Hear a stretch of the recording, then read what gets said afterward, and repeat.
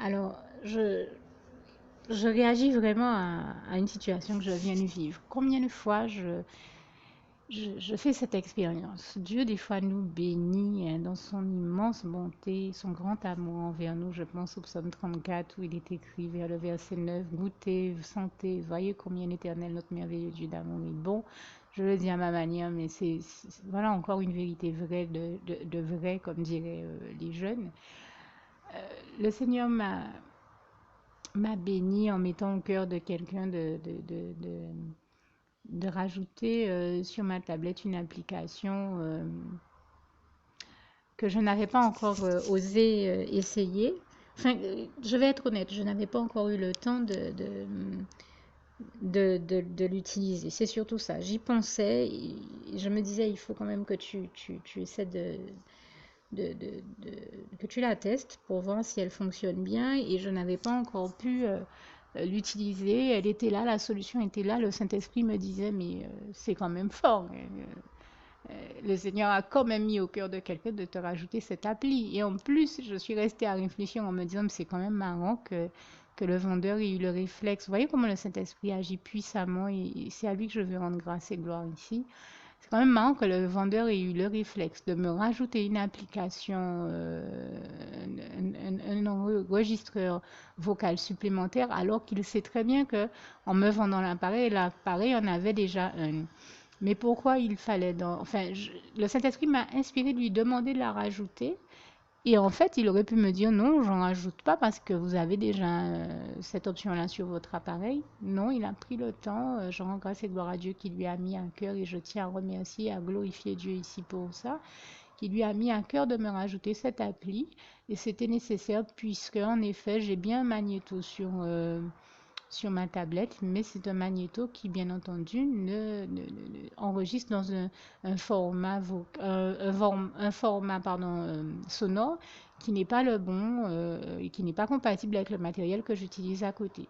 Donc, voyez un peu la gloire de Dieu. Dieu, le sachant, lui a mis à cœur de me mettre la bonne appli et c'est moi qui n'avait pas encore eu le temps d'utiliser cette appli. Et je crois que nous traversons comme ça beaucoup de situations dans la vie où Dieu nous a déjà bénis. Dieu a déjà apporté ses réponses et ses solutions à nos situations. C'est nous qui ne nous en rendons pas compte, qui ne le voyons pas.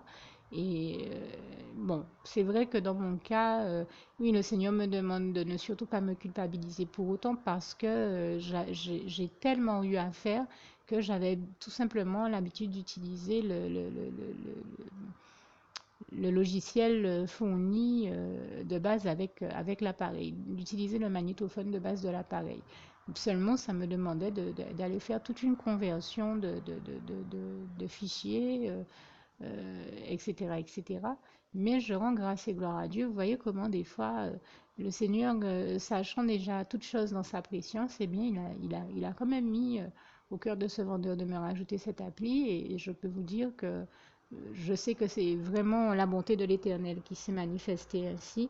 Et toute la gloire en revient à Dieu, à Jésus, à son Saint-Esprit, que ce n'est certainement pas le vendeur, parce qu'il arrive bien souvent que nous entrions dans bien des établissements ou des magasins ou autres entreprises où même les vendeurs vous font sentir que bon, vous voulez leur casser menu. Déjà, ne serait-ce en leur disant bonjour, à plus forte raison en osant demander une appli de plus. Vous voyez ce que je veux dire? Euh, j'ai quand même pas été traitée comme ça. Ce n'est pas ce qui m'est arrivé. Euh, non, ce qui m'a amusé, c'est de voir que je suis rentrée dans le magasin en pensant prendre un, en pensant faire un achat dont le montant était moins élevé. Mais inspirée par le Saint-Esprit, j'ai choisi on va dire un autre appareil que celui qui était prévu, plus haut de gamme et résultat, là j'ai tout de suite vu qu'on m'a traité autrement. C'est genre, plus tu investis, eh bien plus on t'aime. Et ça c'est encore une dérive de notre société que je viens d'énoncer ici, parce que je crois que on ne doit pas regarder celui que nous avons en face de nous en fonction de son porte-monnaie, notre correction vis-à-vis de l'autre, notre bon comportement avec lui ne doit pas être fonction de de l'importance des sommes qu'il investit euh, dans notre dans nos activités, nos relations, ou voilà, ou nos ventes, ou quoi que ce soit d'autre. Vous voyez ce que je veux dire. On a à considérer qu'on a tout simplement en face de soi un être humain comme soi-même et à rester dans un comportement digne, humainement parlant, où l'on reste dans l'estime de soi et dans l'estime de l'autre en tant qu'être humain aussi. Moi, en tout cas, c'est ce que le Seigneur Jésus m'a appris et je l'en remercie ici, l'en glorifie. Le Seigneur m'a vraiment appris que aucun être humain n'est au-dessus d'un autre être humain. Le seul à être au-dessus de tous, c'est Dieu, c'est Jésus, c'est son Saint-Esprit. Aucun être humain n'est parfait, Dieu seul est parfait. Et surtout, il m'a appris aussi qu'aimer et servir Dieu, c'est aussi le respecter, c'est se respecter soi-même, respecter les autres. Ça implique de se respecter et s'aimer soi-même et d'aimer et de respecter les autres. Donc, les aimer, les respecter, ce n'est pas les aimer en fonction de leurs revenus, en fonction de ce qu'ils peuvent apporter monétairement parlant ou des intérêts qu'on peut trouver chez l'autre, mais l'aimer sincèrement, si ce n'est l'aimer, le respecter. Ou oui, on peut être dans une relation comme là, je parle de relation professionnelle, strictement professionnelle ou commerciale, mais même dans un contexte professionnel ou commercial, je veux dire, où il n'est pas nécessairement question d'amour, mais on peut rester dans un comportement digne, correct, respectueux et rester dans une considération de l'être humain sans pour autant tomber amoureux. Je dis ça en rigolant. Je n'attends de personne quand je vais faire un achat dans un magasin qu'il tombe amoureux de moi.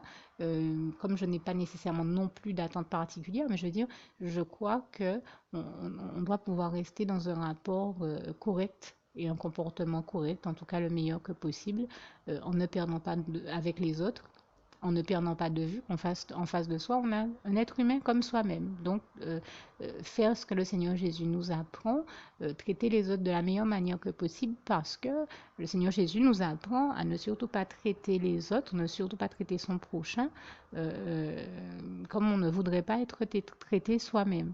Et c'est vrai que je demeure persuadée que si vous aviez été à ma place, vous n'auriez pas aimé que subitement on se mette à vous traiter mieux parce que vous décidez de prendre un appareil haut de gamme et donc d'investir dans un achat plus important. Vous auriez préféré sentir qu'on vous reçoit très bien dès le départ et pas que subitement on se met à vous recevoir mieux parce que là, alors là, vous prenez un modèle haut de gamme. Ah ouais. Donc, c'est que vous devez avoir euh, les moyens de votre politique, auquel cas maintenant on commence à vous considérer comme un être humain. Mais je suis un être humain avec ou sans argent, je suis un être humain avec ou sans investissement important. Et je crois qu'on a à se traiter les uns les autres comme des êtres humains et en étant dans un comportement qui est le bon et qui implique qu'on ne se laisse pas aller à maltraiter l'autre, mais à le traiter correctement parce qu'on n'aurait pas aimé soi-même se faire maltraiter, se retrouver à être maltraité, ce dans aucune situation. Et comme disait un leader spirituel quand j'étais aux États-Unis, nous avons besoin de pratiquer une chose qui est celle de nous rappeler bien souvent que nous ne sommes pas les ennemis les uns des autres, que le seul véritable ennemi que nous avons, ce n'est pas l'être humain qui est en face de nous, mais c'est le diable. Donc, quand on a compris cette leçon-là de la part du Seigneur Jésus, je vous assure qu'on fait de son mieux pour ne jamais maltraiter les autres, on fait de son mieux pour les traiter au mieux, et on en arrive à ne jamais tomber dans l'écueil de la haine, dans l'écueil de détester les autres, parce qu'on se rend compte que le seul qui est réellement détestable dans toute l'histoire, c'est le diable et qu'il est le seul que l'on doit détester. Jamais l'être humain qui, même qui, quand il est dans un comportement détestable au plus haut point, ne l'est pas par lui-même, mais l'est parce que le diable l'amène à l'être. Et ça, il ne faut pas perdre de vue que le seul coupable et responsable dans tout ce que nous vivons de désagréable, c'est le diable. Ce n'est jamais Dieu, bien entendu. Et l'être humain lui-même, les trois quarts du temps, n'est même pas conscient de la manière dont le diable est en train de le téléguider pour le rendre désagréable avec les autres. Ou l'amener encore pire dans la cruauté ou dans bien d'autres travers. Donc nous avons tout simplement à nous pardonner les uns les autres, à pardonner les autres parce qu'on se rend bien compte qu'ils sont totalement inconscients de la gravité de ce à quoi l'ennemi les amène à avoir comme comportement ou comme acte. Et à ne surtout pas tomber dans l'écueil de les détester parce que les détester, ce serait faire une erreur. Déjà, la haine est très mauvaise conseillère, elle rend aveugle. Et en fait, l'ennemi nous aveugle pour parler avec un langage qui est plus approprié et plus correct, enfin plus indiqué et meilleur et il me semble meilleur indicateur de la vérité. En réalité, c'est le diable qui nous aveugle par le biais de la haine. Et une fois il aveugle quelqu'un, parce que ça, je l'ai vu le faire sous mes yeux aussi, notamment quand j'étais aux États-Unis, une fois qu'il aveugle quelqu'un par le biais de la haine, vous pouvez soumettre n'importe quelle vérité à cette personne-là, même la plus flagrante, elle ne la verra jamais parce qu'elle est aveuglée par le diable et par la haine, par le fait de détester. Là où quand on voit les choses avec les yeux de l'amour, eh bien on ne voit vraiment pas les choses de la même manière. Et c'est ça, il faut vraiment faire tout notre possible pour ne pas tomber dans la haine. Et quand on sent qu'on y tombe ou qu'on risque d'y tomber, priez le Seigneur Jésus afin qu'il nous délivre et nous préserve de la haine et de l'écueil de tomber dans la haine, de nous retrouver à détester ceux que nous avons en face de nous. Parce qu'une fois qu'on déteste les autres, là, le diable nous amène à être dans la mauvaise vision des choses et des fois même dans les pires comportements. Et ça, ça peut s'avérer avoir des conséquences très graves. Donc, évitons de tomber dans le piège de la haine et restons dans l'amour et dans la paix du Christ, ce que je vous souhaite du fond du cœur. Et je termine donc en citant au moins 2 passages qui me paraissent importants dans le contexte des éléments dont je viens de parler. Le passage de Jean 13, versets 34 à 35, où le Seigneur Jésus nous dit « Aimez-vous les uns les autres ». Et je pense aussi à ce passage où le Seigneur Jésus nous dit que si nous demeurons dans l'amour, à ceci on reconnaîtra et que nous gardons sa parole, bien entendu, à ceci on reconnaîtra que nous sommes ses disciples, que nous sommes les siens, et donc ressortissant du royaume de Dieu, le royaume des cieux, le paradis, et toute la gloire revient à Dieu, à Jésus, à son Saint-Esprit. Et puisque je fais allusion au paradis ici, j'invite tous ceux et celles qui rêvent d'y aller à ne pas hésiter à faire la prière qui va suivre et que je vais rajouter, donc juste après avoir citer ce dernier passage si cher à mon cœur, qui est aussi le souhait de mon cœur pour vous. Philippiens 4, verset 7, que la paix de Dieu qui surpasse toute intelligence garde vos cœurs et vos pensées en Jésus-Christ. Que Dieu vous garde et vous bénisse tous. À bientôt.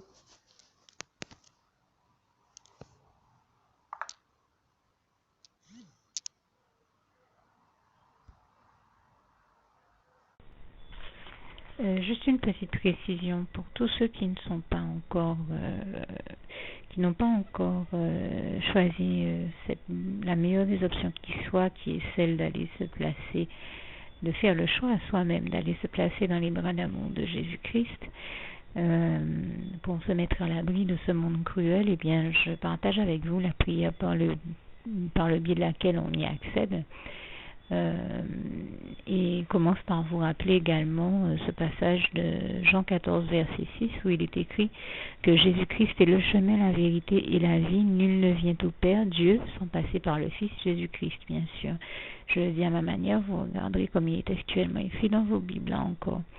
Et donc, n'hésitez pas à ouvrir vos cœurs à Dieu, à Jésus, à son Saint-Esprit, à être sincère avec lui et à lui adresser la prière qui suit, à lui dire tout simplement, Éternel mon Dieu, Seigneur Jésus-Christ, moi, un tel, vous dites votre nom et votre prénom, je t'accepte aujourd'hui comme mon sauveur personnel, le seul maître et roi de ma vie. Je remets toute ma vie entre tes mains puisqu'elle t'appartient, Éternel mon Dieu, puisque tu l'as créée, cette vie. Donc tu en es donc le seul maître et propriétaire comme de tout ce qui existe dans tout l'univers. Je remets donc toute ma vie entre tes mains, je te la donne. Merci, Éternel mon Dieu, aussi de permettre que cette vie que tu m'as donnée continue à être à ta gloire et que je continue à te servir, à t'appartenir pour l'éternité, d'éternité en éternité. Merci aussi, Seigneur, de faire que je continue donc à te servir et à t'appartenir pour l'éternité, d'éternité en éternité. Et aussi, Seigneur, de m'accorder la grâce de ton pardon et de ta miséricorde pour tous les péchés que j'ai commis tout au long de ma vie, jusqu'à la date d'aujourd'hui incluse. Et c'est au nom puissant du Seigneur Jésus-Christ que j'ai fait cette prière. Et à vous tous qui avez fait cette prière, je vous dis que Dieu vous bénisse abondamment, puissamment, richement. Et surtout, n'hésitez pas à la partager avec tous vos proches et contacts, amis, membres de vos familles, collègues, bien-aimés, tous ceux que vous aimez, et surtout tous ceux à qui Dieu vous mettra à cœur, avec qui Dieu vous mettra à cœur de la partager.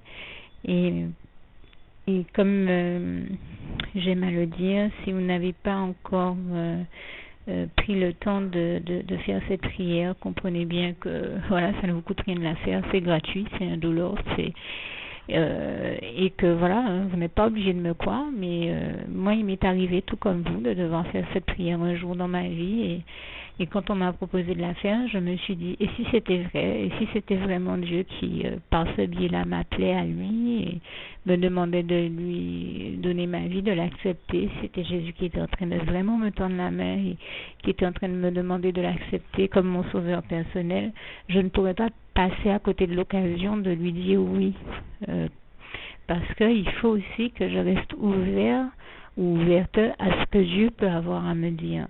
Il faut que je garde mon cœur et mon intellect ouvert à ce que Dieu peut avoir à me dire. Donc je me suis dit, je ne peux pas courir le risque de passer à côté de mon éternité, de passer à côté des meilleures choses de la vie, surtout si le maître et créateur de la vie m'appelle et cherche à me sauver. Pour être sauvé, il faut bien que je lui dise oui, que je souhaite qu'il me sauve. Oui, Seigneur Jésus-Christ, je t'accepte comme mon sauveur personnel. Et c'est le sens de cette prière. Et comme je dis, elle ne nous coûte rien à faire. Et puis surtout, moi je vous dis, du jour où je l'ai faite, j'ai vu Jésus changer ma vie en mieux sur tous les plans. Et donc je crois que ça ne vous coûtera rien, ça ne vous coûte rien vous non plus de la faire et puis d'expérimenter, de regarder comment les choses vont se dérouler dans votre vie, de regarder Jésus changer votre vie en mieux, à vous aussi. Et voilà, d'en faire l'expérience. Et pour en faire l'expérience, il faut commencer par faire cette prière. Donc si vous ne l'avez pas encore dite, réembobinez tout simplement cette vidéo ou ce document si vous préférez, réécoutez-le et dites avec moi la prière que vous m'avez entendu mentionner. Et n'oubliez surtout jamais que tout est possible à celui qui croit en Dieu, en Jésus-Christ et en son Saint-Esprit, comme il est écrit en Marc 9, verset 23, et que tout est possible à Dieu, comme il est écrit en Marc 10, verset 27. Que Dieu vous bénisse donc et à bientôt.